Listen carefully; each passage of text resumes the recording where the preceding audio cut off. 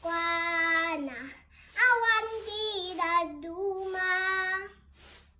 ni Jesus tisu baramin ngari rigat malaksid pay ken kuana awan di daduma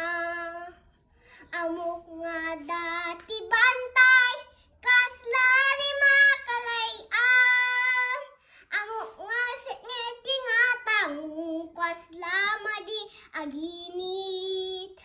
nubilang nga madimamo ti sao ti Diyos pudno ket nulok tapus ipakitan Jesus amok nga dati bantay kasla di makalayan amok nga ngeti nga tangu kasla madi aginit nubilang nga madim amo ti sao ti Diyos pudno ket nulok